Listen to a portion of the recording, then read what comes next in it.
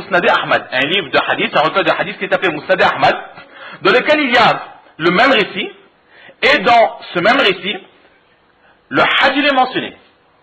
Donc si on part sur ce principe, on pourra dire que le prophète sallallahu alayhi wa sallam, il a parlé du hajj, mais dans la chaîne de transmission, il y a un narrateur qui a oublié de parler de ce hajj.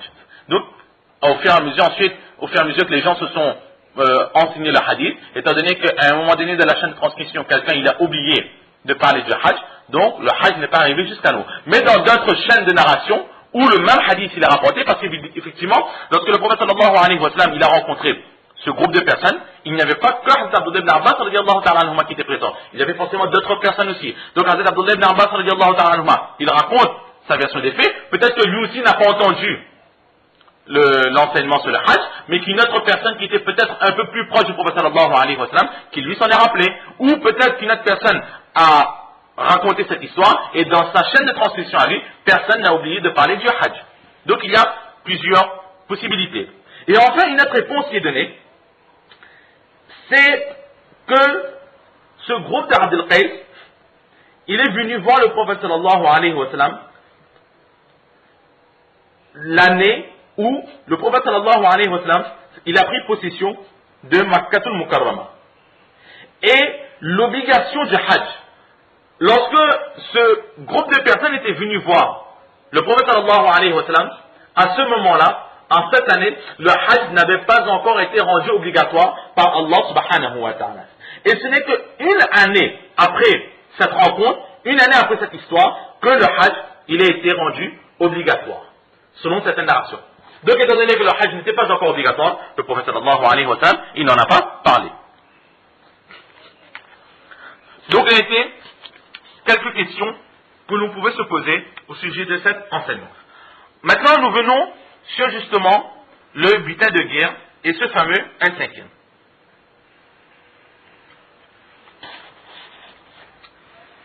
Il faut comprendre deux choses. Le musulman, il peut avoir un butin de deux façons différentes. La première façon, c'est lorsqu'il y a une guerre. Nous avons déjà dit auparavant, ne pas se mettre dans la tête que l'islam c'est une religion qui va combattre les autres. Non. Nous avions déjà expliqué une fois que les musulmans, ils vont prêcher l'islam. Ils vont inviter les autres vers l'islam. Ensuite, si la tribu ou le pays qui a été invité à l'islam refuse et que les musulmans sont beaucoup plus forts que ce pays ou ce village, etc., alors ils vont faire un pacte de paix. Ils vont faire un traité de paix, comme quoi, bon, on ne fait pas la guerre, mais étant donné que vous avez refusé l'islam, alors on va vous imposer une taxe. Donc au début c'est toujours avec souplesse, sans brutalité, sans force, mais avec douceur.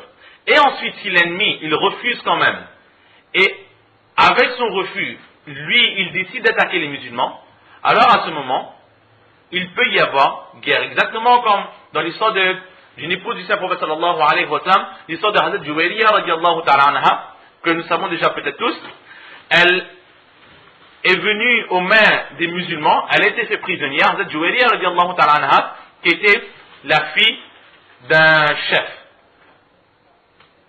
Harith ibn Zirar, qui était son père, qui était le chef de Bani Mustaliq. Il était le chef de Bani Mustaliq, et le prophète sallallahu alayhi wa sallam, il a appris que ces Bani Mustaliq avaient l'intention d'attaquer les musulmans. Donc le prophète sallallahu alayhi wa sallam, il a formé une armée de 700 personnes, et il est parti inviter ces personnes à l'islam. Malgré que ces personnes avaient l'intention d'attaquer les musulmans, dans les narrations, il est dit que le prophète sallallahu alayhi wa sallam, il donna l'ordre à Hazrat Omar radiallahu ta'ala an d'aller inviter ces gens. Alors Hazrat Omar radiallahu ta'ala an est parti voir le chef ou les habitants de cette tribu, et il les a dit, acceptez qu'il n'y a pas d'autre Dieu à part Allah subhanahu wa ta'ala, et que le saint prophète sallallahu alayhi wa sallam, il est le dernier des prophètes. Si vous acceptez cela, alors vous aurez protégé vos biens et vos vies. Mais ils ont refusé cette invitation, et ils ont commencé à attaquer les musulmans. C'est là que les musulmans, ils se sont défendus. Donc l'islam, ce n'est pas une religion qui attaque, mais l'islam, c'est une religion qui invite. Et ensuite, si elle est attaquée, elle se défend. Donc, si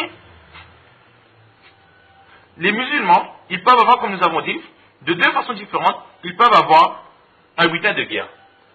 La première façon, c'est suite à un combat. Il y a une guerre entre des musulmans et des non-musulmans. Et là, les musulmans, ils remportent cette guerre. Alors, tous les prisonniers de guerre, ainsi que tous les biens qui seront trouvés dans cette ville qui a été conquise, qui aurait été conquise, ou sur le champ de bataille, là où il y a eu la guerre, tous les biens, que ce soit animaux, que ce soit matériel, que ce soit argent, que ce soit humain, tout ce qui est arrivé dans la possession des musulmans, sera considéré comme butin de guerre. Et ce butin de guerre que l'on obtient suite à un combat, suite à une bataille, on l'appelle le malheur animal, le butin de guerre. Ensuite, il y a une autre façon d'avoir un butin. C'est quoi? C'est que c'est des biens qui viennent de l'ennemi, mais les musulmans prennent possession de ces biens-là sans aucun combat, sans guerre. Comme par exemple, les deux armées sont face à face, et l'armée ennemie, elle fuit. Elle fuit en laissant parfois certains animaux, quelques biens, quelques armures, quelques armes, etc. Ils laissent cela sur le champ de bataille, ils fuient par exemple. Donc là, il n'y a pas eu de combat. Donc tout ce qui va être récolté aussi par les musulmans sera considéré comme butin de guerre, mais il ne sera pas appelé malheur animal. Il sera appelé malé fay. Et ces deux catégories de butin, Allah subhanahu wa ta'ala, il en parle dans le Coran. Le malheur animal, c'est-à-dire le butin qui vient suite à un combat, Allah subhanahu wa ta'ala, il en parle dans le 10e sipara où il dit وَعْلَمُوا أَنَّمَا غَنِمْتُم مِّن شَيْءٍ فَأَنَّ لِلَّهِ خُمُسَهُ وَلِلرَّسُولِ وَلِذِي الْقُرْبَى jusqu'à la fin de ce ayat. Et le deuxième butin qui est obtenu sans combat, là aussi on appelle le fay, c'est ce qu'Allah subhanahu wa ta'ala dit وَمَا أَفَى اللَّهُ عَلَى رَسُولِهِ dans le 27e sipara. Donc afa, cela est dérivé du mot fay. Donc il y a deux façons d'obtenir le butin de guerre. Et dans ces deux butins de guerre, que ce soit le butin qui est obtenu suite à un combat ou dans le butin qui est obtenu sans combat, le musulman sera obligé d'enlever un cinquième. C'est-à-dire, dans l'école hanafite, dans l'école de Imam Abu Hanifa rahmatullah alayh, les combattants, ils seront sur le terrain de bataille, sur le champ de bataille, et là tout ce qu'ils vont obtenir, que ce soit des prisonniers, que ce soit des animaux, des armes, etc., il n'aura nullement l'autorisation de les utiliser. Il faudra absolument qu'il ramène tout ce qu'il a pris, il n'aura absolument pas l'autorisation d'utiliser à son profit personnel. Mais il sera obligé de ramener tout cela et il le donnera au chef de guerre. Le chef de l'armée, il le donnera. Si c'est l'armée de l'Mu'minin, si c'est le chef des croyants, on va le donner. Si le chef des croyants, il a délégué ce combat, cette armée à un général ou autre, il va donner cela au général. Et une seule fois arrivé, retourné au pays, à ce moment-là, chacun donnera ce qu'il a récolté et ensuite le partage du butin de guerre pourra être fait. En aucun cas, il est autorisé de partager cela sur le champ de bataille ou dans le pays ennemi. Mais au contraire, les autres imams, Imam Shafi'i rahmatullah alayh, Imam Malik et Imam Ahmad ibn Hanbal rahimahumullah ta'ala, eux ils sont d'avis que sur le champ de bataille même, il est autorisé de partager le butin de guerre. Bon, c'était une petite divergence. Ensuite, donc, lorsque le butin de guerre, il était retourné au chef de l'armée, c'est à ce moment-là que le partage va être fait. Mais avant de partager, on va calculer tout ce qui a été récolté, et dans tout ce qui a été récolté, on sera obligé d'enlever un cinquième. Un cinquième va être tiré. Et ce un cinquième-là, qu'est-ce qu'il faudra faire avec? Allah subhanahu wa ta'ala, il dit dans le Coran, وَعْلَمُوا أَنَّمَا غَنِمْتُم مِّن شَيْءٍ. À chaque fois que vous aurez un butin de guerre, فَأَنَّ لِلَّهِ خُمُسَهُ. Il y aura un cinquième. Un cinquième pour qui? Lillah. Un cinquième pour Allah. Alors on va se poser la question, Allah, qu'est-ce qu'il va faire avec cet argent? Allah n'a pas besoin de cela. Qu'est-ce qu'on fera? Alors là, les commentateurs du Coran, les mufassirin et les juristes, etc., ils disent que Allah n'a nullement besoin de cet argent. Mais c'est juste par ce qu'on appelle tabarukan, pour emmener la bénédiction qu'Allah subhanahu wa ta'ala il a mis son nom en premier. Donc Allah, il n'a rien. Donc on a toujours un cinquième. Ensuite de ce cinquième, qu'est-ce qu'il faudra faire? Le prophète sallallahu alayhi wa sallam, il aura droit à une partie de ce cinquième. Walir Rasoul, qu'il ait participé à la guerre ou pas. Walidil Qurba. Ensuite, la famille du prophète sallallahu alayhi wa sallam, elle aussi, elle aura droit à ce cinquième. Wal Yatama, les orphelins. Wal Masakin, les pauvres. Wabni Sabil, et les voyageurs, les gens qui se sont perdus, qui n'ont pas possibilité de retourner chez eux, qui sont là perdus sans aucun revenu, ils ont quitté exactement comme par exemple un Réunionnais qui va aller par exemple en France, et en chemin, il va perdre son argent, il va perdre ses biens, il va perdre son passeport, il va perdre sa carte d'identité, etc. Donc en France, il est un peu démuni, il n'a personne pour l'aider. Donc cette personne-là sera considérée comme voyageur Ibn Sabil. C'est-à-dire que même si cette personne, elle est riche, à La Réunion, c'est un milliardaire.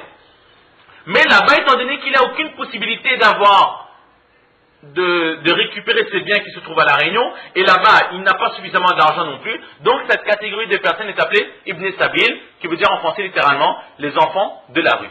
Même si ces personnes sont riches chez eux, mais dans leur voyage, ils sont dans des difficultés. Donc à eux aussi, on peut donner un cinquième. Donc on récapitule, ce cinquième sera partagé avec le prophète sallallahu alayhi wa sallam, la famille du prophète sallallahu alayhi wa sallam, les gens pauvres, nécessiteux, c'est-à-dire qui méritent la zakat, les orphelins et les personnes, les voyageurs qui sont démunis. À ces personnes-là, on devra donner un cinquième, que ce soit dans le butin de guerre qui est récolté suite à un combat, ou le butin de guerre qui est récolté sans le combat.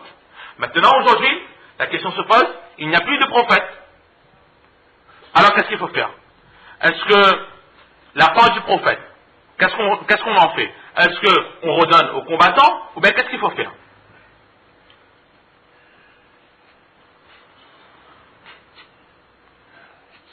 Alors, certaines personnes sont d'avis que ce cinquième qui était réservé au prophète, on va le donner au chef des musulmans de l'époque. S'il n'y a pas, nous sommes dans une situation où il n'y a pas de chef pour les musulmans, alors on va le mettre dans une caisse pour les musulmans. Si cela n'est pas possible, on va le partager avec les nécessiteux et les orphelins, etc., comme cela a été dit précédemment. Ça, c'est l'avis de certaines personnes. C'est-à-dire que si le chef des croyants n'est pas là, alors on va donner à son représentant. Et à son représentant. Et si vraiment il n'est pas là, alors on va le mettre dans une caisse, ce qu'on appelle les trésors publics, ou si vraiment il n'y a pas non plus de trésor public, alors on va le donner aux nécessiteux et aux pauvres. C'est ça à propos de la part du prophète sallallahu alayhi wa sallam. Ensuite, un autre petit changement dans le ayat qu'Allah subhanahu wa ta'ala il a révélé, walidil qurba, la famille du prophète sallallahu alayhi wa sallam. Certains juristes sont d'avis que Allah subhanahu wa ta'ala il a donné cet ordre de donner à la famille du prophète sallallahu alayhi wa sallam. Donc même aujourd'hui, tous ce qu'on appelle les sadats, les descendants du prophète sallallahu alayhi wa sallam, ils mériteront ce butin de guerre, qu'ils ont participé à la guerre ou pas. Mais Imam Abu Hanifa rahmatullah alayhi, il est d'avis que aujourd'hui les gens de la famille du prophète sallallahu alayhi wa sallam n'auront droit au butin de guerre que s'ils sont eux-mêmes nécessiteux. S'ils méritent eux-mêmes la zakat, s'ils sont considérés comme pauvres, alors on pourra leur donner le butin de guerre. Pourquoi? Parce qu'il faut savoir que les sadats, les gens de la famille du prophète sallallahu alayhi wa sallam, ils n'ont pas le droit de prendre l'argent de la zakat. L'argent de la zakat, cela est interdit haram pour eux. Le mal est interdit pour eux. Donc, lorsqu'ils sont... Le mal est quoi? C'est une somme qui est justement, Allah subhanahu wa ta'ala, il a rendu obligatoire sur les musulmans, afin qu'ils viennent en aide aux nécessiteux. Et tout le monde est égal sur terre. Maintenant, si les sadats, la descendante du prophète sallallahu alayhi wa sallam, elle n'a pas le droit de récolter la zakat, alors si elle est vraiment dans la nécessité, comment est-ce qu'elle pourra s'en sortir? C'est pour cela qu'Allah subhanahu wa ta'ala il leur a donné l'autorisation de d'avoir un droit sur le butin de guerre. Mais Imam Abu Hanifa rahmatullah dit justement le butin de guerre